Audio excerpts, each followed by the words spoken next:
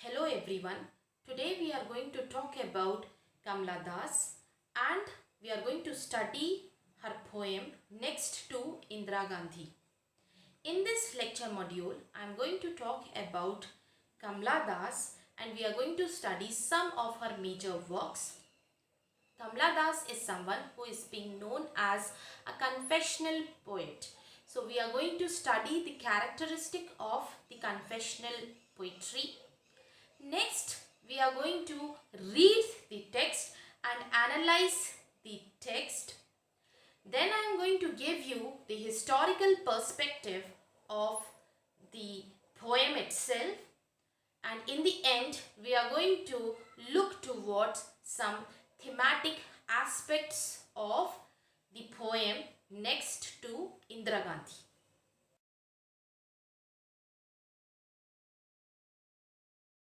Kamala Das, also known as Kamala Suraiya, was a sophisticated Indian poetess born on 31st March 1934 in Kerala, Malabar district. She is a bilingual Indian writer who composes in English as well as Malayalam, which is her native language. Much of the Kamala Das writing are in Malayalam, published under the pen name of Madhavi Kutty. Kamala Das is one of the first generation modern English poet who gave rise to the new poetics for themselves and started new themes and techniques around 1960. She was a dominant voice in 1960s post-colonial era. Kamala Das poetry is characterized by the best expression of the feminine sensibility suppressed by the patriarchal community.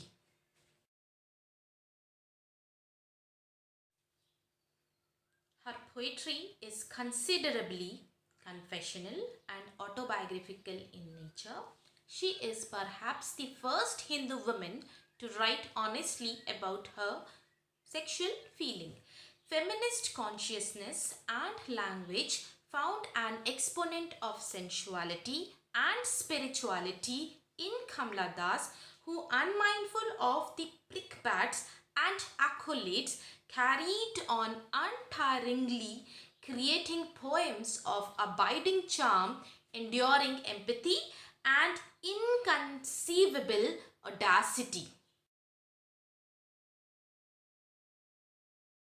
Now, let us look into some of the major work of Kamala Das. Her collection of poetries include Summers in Calcutta in 1965, The Descendant in 1967, The Old Playhouse and the Other Poems in 1973. Kamala Das has written an autobiography, My Story, which was published in 1976. Apart from this, she wrote two novels, Manas in 1975 and Alphabet of Lust in 1976.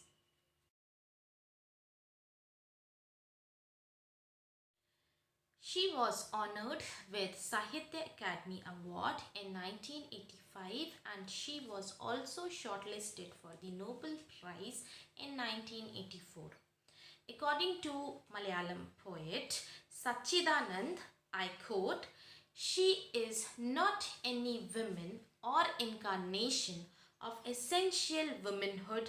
If at all, she is an Indian poet writing in English when Indian poetry in English is breaking free from rhetorical and romantic tradition." Unquote. Now, let us look how Kamala Das is known as the confessional poet. We are going to look towards the trait of the confessional poetry. The term confessional was first used to describe a kind of poetry that Robert Lowell wrote in his life studies. Over the years, this new trend has developed into the confessional school of poetry of a certain defined characteristics. The confessional poets have a capacity of ruthless self-analysis and a tone of utter sincerity. They speak in terms of I, emphasized lyricism, and give us a psychological equivalent to his mental state. The poetry of Kamala Das have so many characteristics of this confessional poetry. Now let us look into the text of Next to Indira Gandhi, and then we are going to give a brief analysis of the poem. Now let us look into the text of Next to Indira Gandhi by Kamala Das. Next to Indira Gandhi, my father, I feared the most.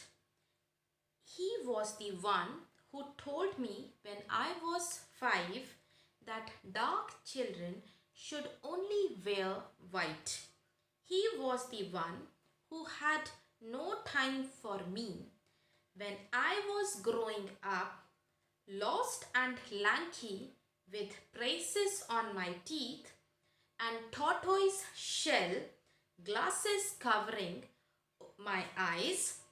He was the one who attended the Rotary lunch every Tuesday without fail and signed away the fat checks for charities. But when I saw him each day for half a minute climbing down the stair, he stared past me. His office problems kept his thoughts away from us. Father, I ask you now without fear, did you want me? Did you ever want a daughter? Did I disappoint you so much? With my skin as dark as yours and my brooding ways? On Saturday, you saw the Batney show at Metro, seated in the third row right. The Smiths were with you, or another pair, as sleek as they and white. Twice I sat with you. Mrs. Smith has insisted on it. The films were both Laurel and Hardy stuff. You chose me, clothes for me, my tutors, my hobbies, my friends, and at 15, with my first sari, you picked me a husband. I am grateful for choosing for me a man and a life of suburban dullness, brightened with embroidery and croquet work and the Thursday cookery class, but it was not the rightmost groove for me. It wasn't my cup of tea. I know I let you down, Father, but you have punished me enough, haven't you? We are quiet today. You are dead. Nobody fears you now, and I feel freed from fear at last. Feel no relief at all. I feel dead, more dead than you. Now let us look towards the structure of the poem Next to Indira Gandhi. When we talk about the structure of the poem Next to Indira Gandhi, this poem was published under the collected poems Only the Soul Knows How to Sing in 1996. So this is one of the poetry from that segment. When we talk about the title of the poetry, or what we people can say, the tone is something which is a very direct kind of a tone. The rhyme scheme is something which is traditional, and here what we see, the structure of the poem is divided into, the poem is something which has been divided into 3 stanza, and each stanza contains 14 lines. Again, when we just look towards the poetries of the Kamala Das, so Kamala Das poetry has a direct appeal. It has a very distinct kind of a quality, especially when we talk about the poetry of Kamala Das. These poetries are not the poetries in general. Actually, these are the poetries of emotion. They do not appeal directly to the mind or the intellect. They directly appeal to the heart. And in order to sustain or in order to serve this purpose, Kamala Das uses the technique of repetition of the words and sentence. Now let us look towards the text. Now let us look towards the title of the poem, the significance of the title of the poem. Now let us look towards the significance of the title next to Indira Gandhi. Here there is no direct reference to the great political leader Indira Gandhi, but here she is talking about the time period when national emergency was being imposed during Indira Gandhi government, and that was the time period of 1975. During that time period, this kind of gathering was considered as anti-government meeting. During that time period, Kamala Das was working with Pritish Nande, and they were publishing and writing certain kinds of poetry. But this kind of meeting was something which was being considered wrong. So there was a kind of a pressure to stop these kind of public meeting, even though her father was Kamala Das' father was the president of Indian Newspaper Society in 1976-77.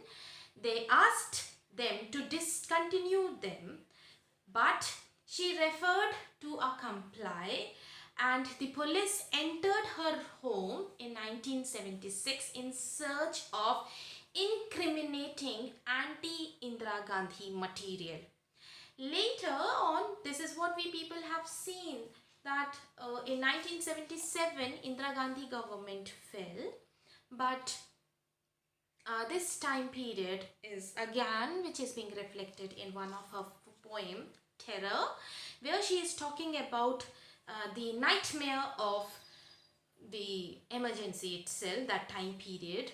Later on in July, she got a kind of a chance to meet Indira Gandhi, where she was being encouraged by Indira Gandhi itself.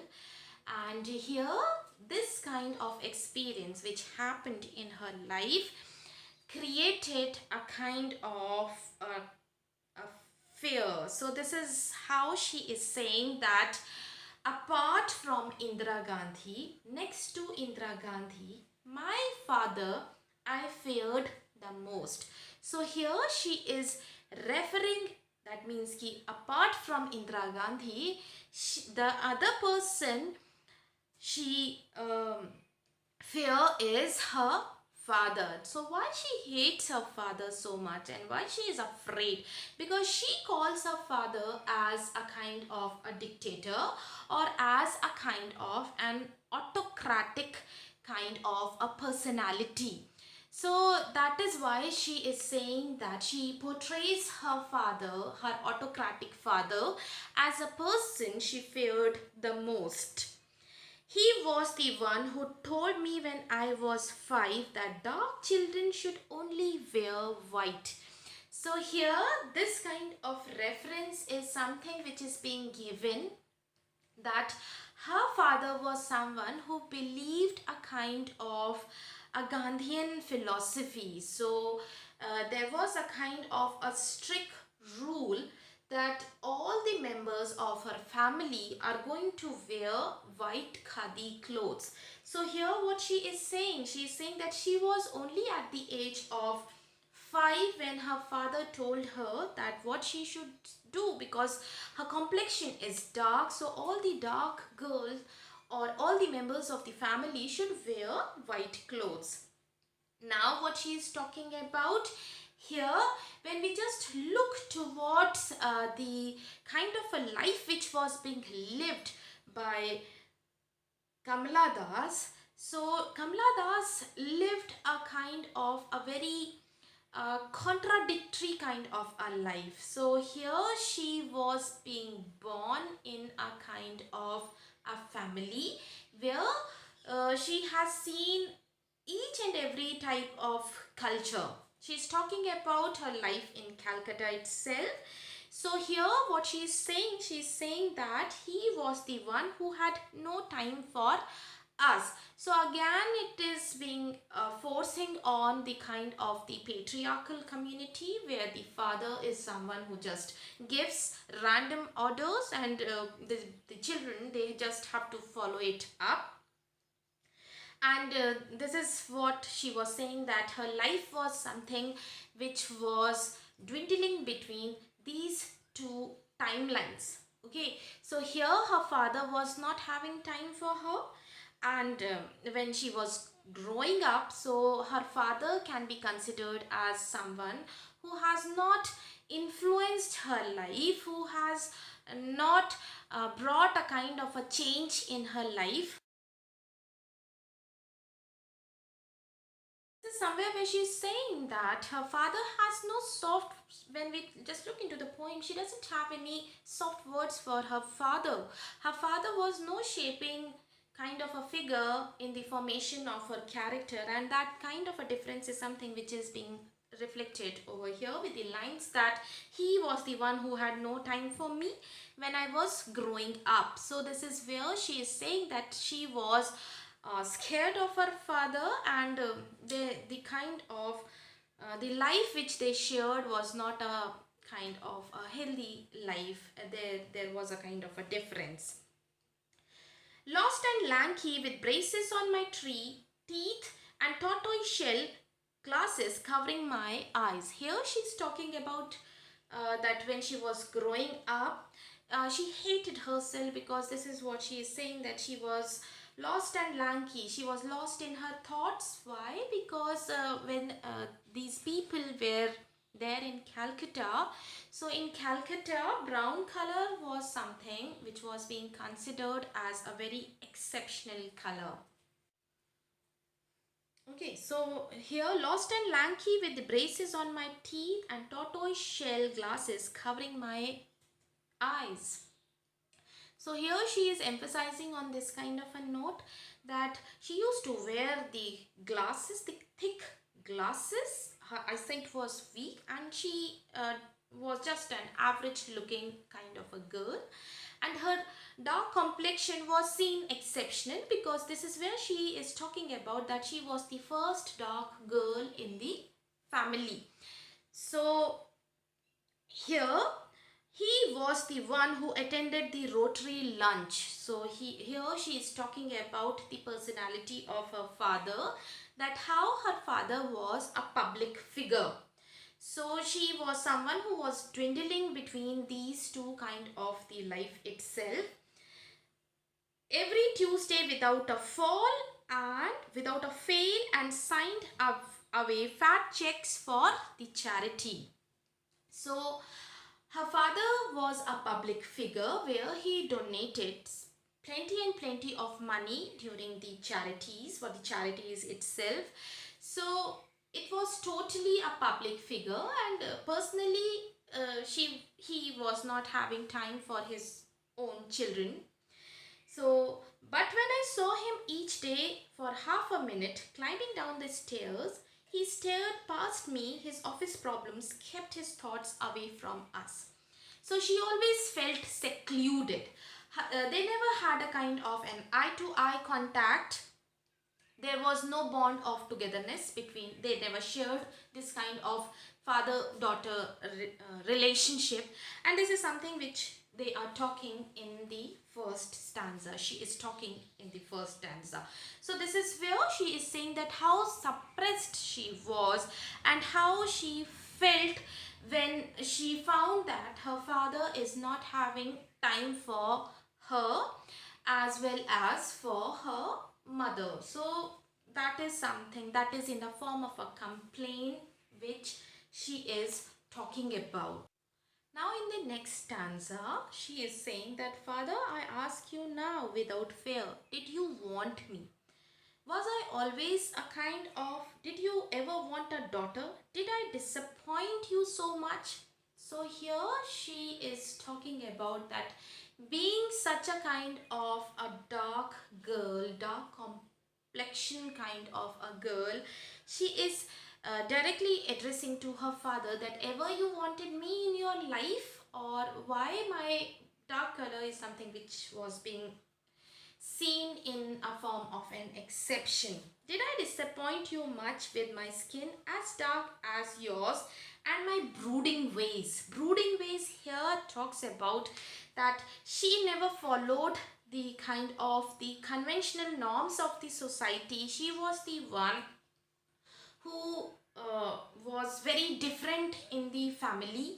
And here what she is talking about, here she is saying that again, she's talking about the life in the Calcutta, that during that time period, every brown girl felt discriminated in the Catholic school because even in her home, she felt vague and indifferent. And on the other hand, when she looked toward her father was someone who was posing a model of austerity, and that was something that where he was asking everyone to wear the homespun white khadi clothes. So this is something where she is talking about that how she lived a kind of a life in this kind of a patriarchal community where all the things were being pre-decided by her father itself. On Saturdays, you saw the matinee show at Metro, seated in the third row right. Okay, so this is where she's saying that it was your public life, you was a very different kind of a personality. That means you lived a kind of a dual life. In the public, you were different, and at home, you were different.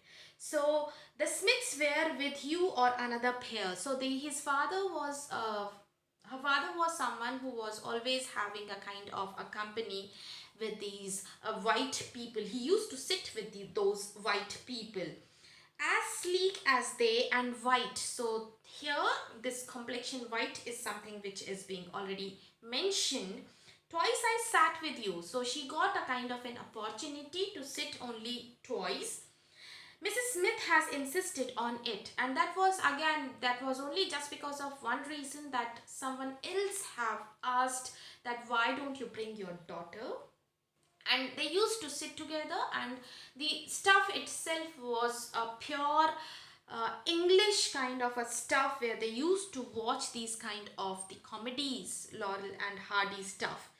Now again, what we people can say that here, this is where she is talking about that how her life was something which was being ruled and dominated by her father itself, and father was the someone who was the deciding kind of a factor in the family. You chose my clothes for me. So this is the time period where she is saying that even the clothes she used to wear was something which was being decided by her father itself.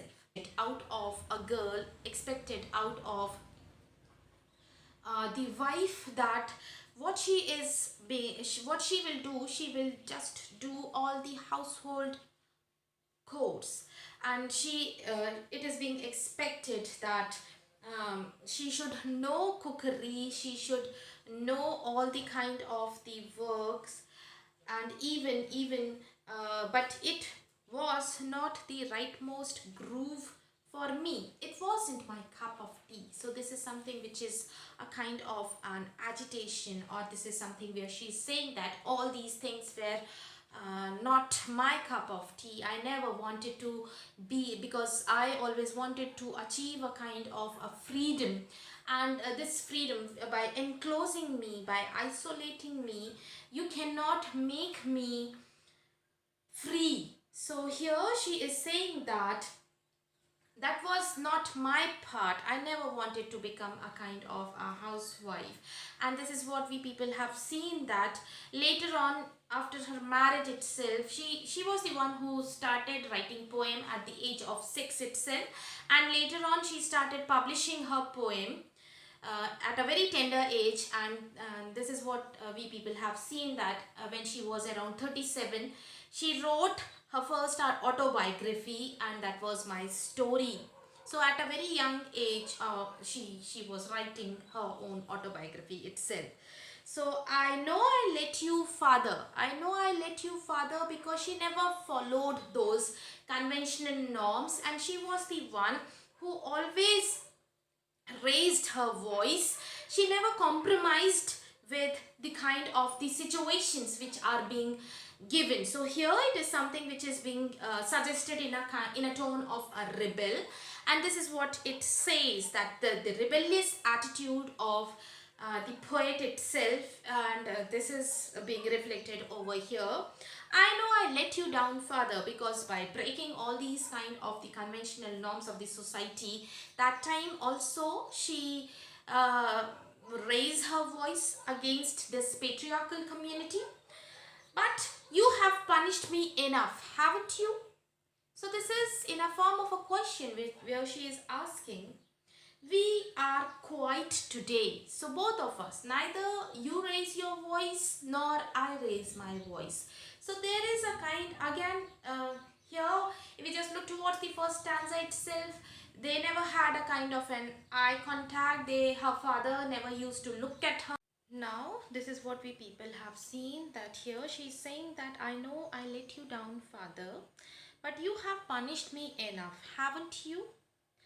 We are quiet today, we are dead, nobody fears you now. I am freed from fear at last, feels no relief at all. I feel dead, more dead than you. So this last line is something which describes a kind of an agony.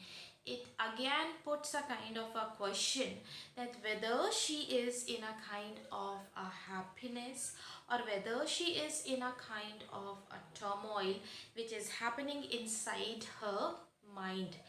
So now if we just look towards the theme of the poem itself. So here when we just look towards the poem, it is something which is being written from the perspective of the daughter, who, after the loss of her father, instead of lamenting over the death, she talks about a kind of a freedom and a relief.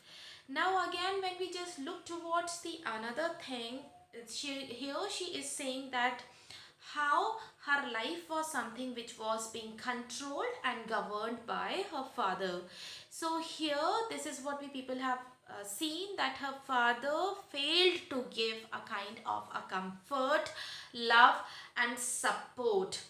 Again, it predicts another aspect, and that is a kind of a generation gap which the daughter and the father holds in between. There, here she is also talking about identifying herself. She is talking about her own self. She is talking about where the females are considered as the suppressed, or they are being dominated by the males of the society. So now we are moving towards the conclusion of the poem, and this is what we people have seen, that it was the father, and where she is saying that it was her father who used to choose clothes for her.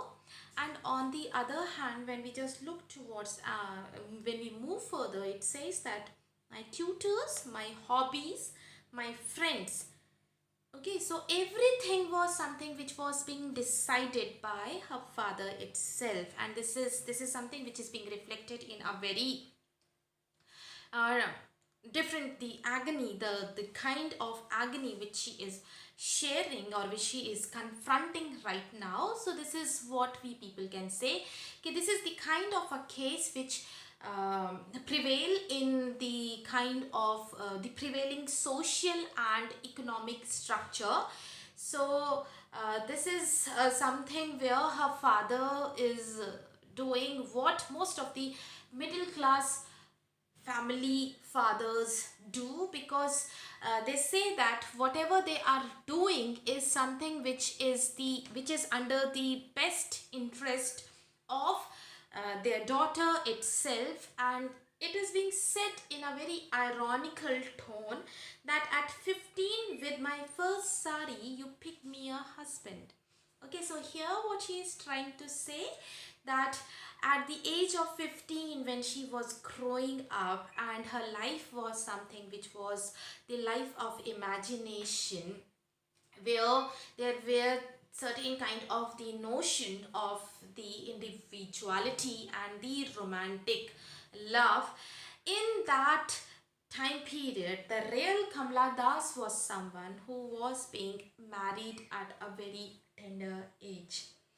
I am grateful. She's thanking her father because her father, if you just look towards her autobiography itself, the marriage of Kamala Das was never a successful marriage.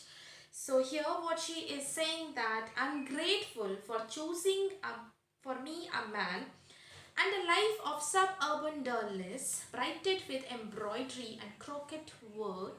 So here this is something which is being expected out of a girl, expected out of the wife, that what she is what she will do, she will just do all the household codes, and it is being expected that she should know cookery, she should know all the kind of the works, and but it was not the rightmost groove for me. It wasn't my cup of tea. So this is something which is a kind of an agitation, or this is something where she's saying that all these things were not my cup of tea. I never wanted to be, because I always wanted to achieve a kind of a freedom, and this freedom, by enclosing me, by isolating me, you cannot make me free. So here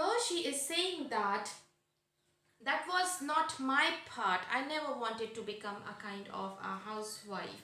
And this is what we people have seen, that later on, after her marriage itself, she was the one who started writing poem at the age of 6 itself, and later on she started publishing her poem at a very tender age. And this is what we people have seen, that when she was around 37, she wrote her first autobiography, and that was My Story.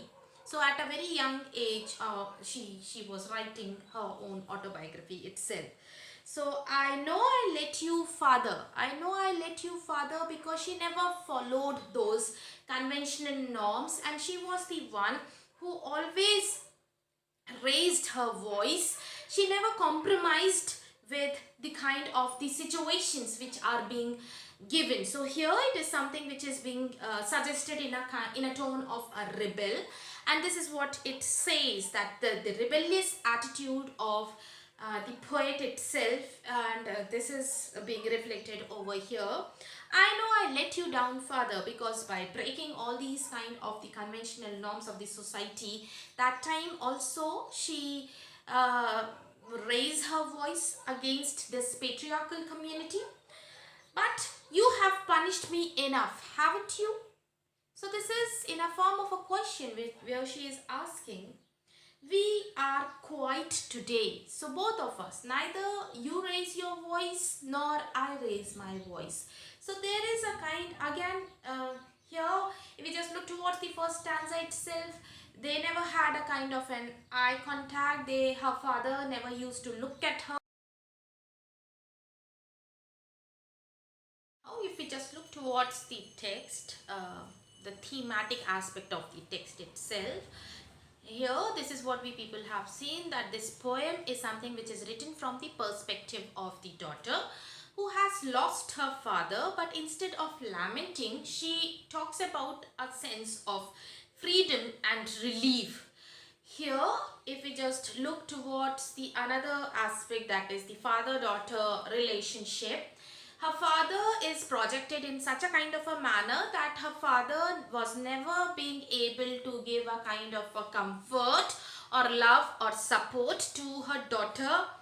Again, this is what again, which this poem next to Indira Gandhi reflect is a kind of a generation gap which the father and the daughter shares together, which is again associated with the suppression of the female in the patriarchal community, that all the things are something which are being decided by the father itself. And now here she is saying that she felt nostalgic, she felt suppressed, and that is why this is something which is being reflected in a form of a rebel.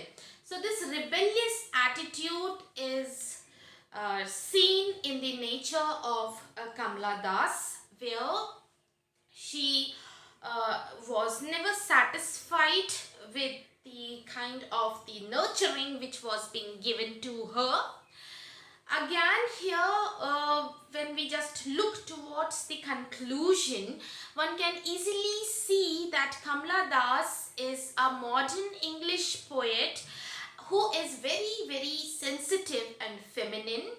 She found herself in custom-ridden orthodox society which was dominated by the men who looked different and acted different. And even when we just look in those lines that publicly he was someone who was, her father was someone who was giving money in the charities, and at home he was a very different kind of a figure. So that is something which is creating a kind of a difference. That means they looked different and they acted different. Again, this is how they say that they looked funny and repulsive, self-centered and proud to Kamala Das. So here she is saying that women are someone who are being considered as the dolls in the hands of the male. So she was not able to adjust herself in this kind of a situation, and that kind of sensitivity is something which is being highlighted that through her poem. And this is where she makes a kind of a mark in the confessional mode of the writing. So this is all about Kamala Das and her poem Next to Indira Gandhi. I hope you like this video. Thank you.